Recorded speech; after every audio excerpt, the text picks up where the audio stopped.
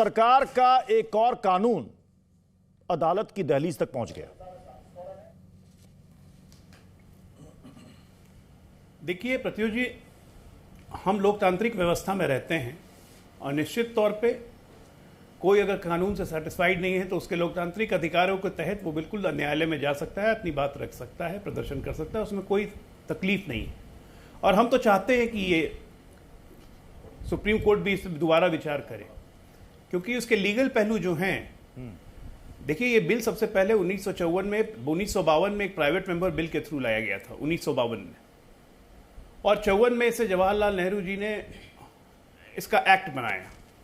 ये अकेला एक्ट है पूरे देश में जिसमें जुडिशियल क्वासी रिव्यू करने की पावर खुद उसकी है, एक एडिशनल जज होता है।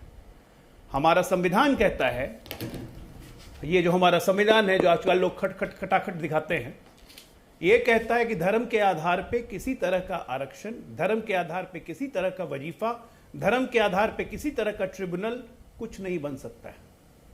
बेसिक फ्लॉ है ये। वक्फ बोर्ड और वक्फ एक्ट, अगर हमारे संविधान में जो बाबा साहब का संविधान लिखा हुआ है उसमें इसका चर्चा ही नहीं की गई है वक्फ एक्ट की।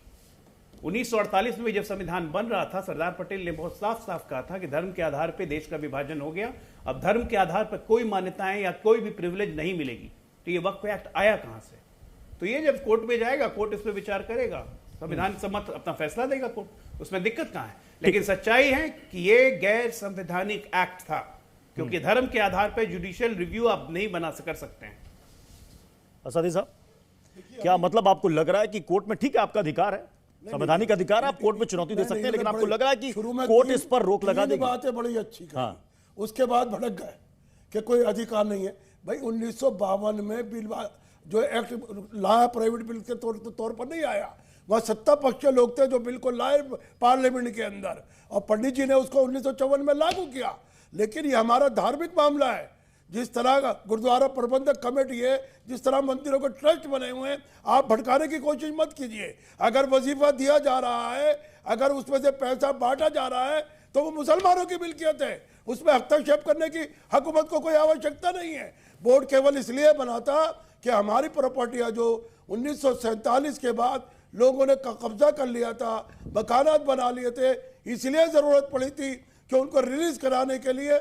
आपको मालूम नहीं है, इसी बीच 1977 में जनता पार्टी की सरकार रही, उसके बाद अटल बिहारी वाजपेयी की सरकार रही, उसके बाद हमारे वीपी सिंह की सरकार रही, हम देवी गौड़ा की रही, आई के गुजराल रहे। आपको मालूम नहीं है, आप जाग रहे हैं। आप 1954 के बाद आज आप जो है 75 साल बाद आपकी कुंभकर्ण की नींद आज खत्म हुई है। इससे पहले आपने क्यों इस पर एतराज नहीं किया? अभी 1913 का एक विरोधाभास सा दिख रहा है। नहीं, आजादी साहब, आप कह रहे हैं मुसलमानों की मिल्कियत है, आप यही कह रहे हैं ना, ये मुसलमानों की मिल्कियत है। उस दिन तो लोग कह रहे थे कि साहब ये तो देश की मिल्कियत है। ना ना ना ना, किसी ने नहीं कहा, आज तक नहीं कहा। आज तक किसी भी हमारे धर्म गुरुओं ने, हमारे मुस्लिम लोगों ने, जो मुस्लिम ऑर्गेनाइजेशन है, किसी ने ये बात नहीं की है। तो उदाहरण के तौर पर दिखा दीजिए आप अपने टीवी पर, किसी ने नहीं कहा। मैं एक सेकंड मैं इसका जवाब अजय आलोक जी से ले रहा हूं। अजय आलोक जी, घूम फिर करके बात वही आ गई, धर्म के मामले में हस्तक्षेप, इसीलिए कोर्ट में चैलेंज किया गया है। ये हमारे मौलिक अधिकारों का हनन है, ये कह रहे हैं। धर्म के आधार पे कोई हस्तक्षेप नहीं किया जा रहा है। मैं मौलाना साहब को बताना चाहूंगा कि हिंदू को जितने हैं वो बोर्ड्स हैं, चाहे वो वैष्णो देवी श्राइन बोर्ड हो गया, चाहे वो पुरी का श्राइन बोर्ड हो गया, चाहे वो आपको तिरुपति का श्राइन बोर्ड हो गया, बोर्ड है। सिखों के जितने संगठन है सारे बोर्ड है, जैन के जितने संगठन है सारे बोर्ड है। अकेला आपका वक्फ बोर्ड है जो ट्रिब्यूनल है, जो कि संवैधानिक नहीं है। धर्म के आधार पर ट्रिब्यूनल नहीं बन सकता है, इसके पास क्वासी जुडिशियल पावर है। एक मिनट सुनिए, आप सुनिए ना, 75 साल से जो गलती हो रही थी, जरूरी नहीं है कि हम भी वही गलती करते चले। या तो संविधान मान लीजिए या ये मान लीजिए, दोनों में से एक ही चीज। आपके पूर्व थे ना अटल जी, इसके ये करके हम क्या कर रहे हैं? ये करके हम एक समानांतर व्यवस्था बना रहे हैं। स्थापक थे ना, ये करके हम भारतीय जनता पार्टी के धर्म के आधार पर, जो अडवाणी जी इसके स्थापक है ना, धर्म के आधार सबसे बड़े वही गुरु जी है। संविधान आप उनकी बात नहीं मानते। धर्म के आधार पे संविधान नहीं, संविधान के आधार पे धर्म आधारित कानून नहीं बन सकते हैं, ट्रिब्यूनल नहीं बन सकता है, इसकी संविधान इजाजत नहीं देता है। यहां शरिया कैसे चलेगा? शरिया कानून नहीं ना है भाई, यहाँ पे। आप शरीयत को उससे ये मिलाने की समानांतर जरूरत व्यवस्था क्या है? चल रही थी। शरीयत हमारी अलग है और धर्म से हमारी इसको डेमोक्रेसी कोई है, मतलब नहीं है। हमारे को अधिकार ये दिया है, administrative फंडामेंटल reform राइट है हमारा ये ये administrative दिया गया है reform हमें बाबा साहब ये भीमराव अम्बेडकर administrative के। reform, आप ये किसी भी धर्म के अंदर आपको हस्तक्षेप नहीं करेंगे। बाबा साहब भीमराव अंबेडकर ने कभी वक्फ का जिक्र नहीं किया था।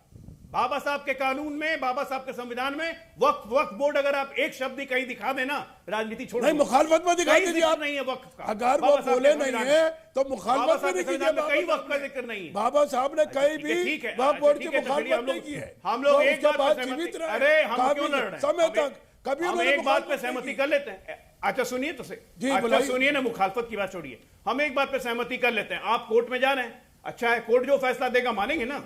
फिर तो असदुद्दीन ओवैसी की तरह नहीं कहेंगे कि राम मंदिर पे कोर्ट का फैसला गलत है, नहीं मानते। माना है नहीं माना है, ये हमारे नहीं, जैसे जबरदस्ती असदुद्दीन- हाथ करवाई है। असदुद्दीन ओवैसी ने नहीं माना। अजहरी साहब, असदुद्दीन ओवैसी ने नहीं माना। अजहरी साहब, हमने माना नहीं।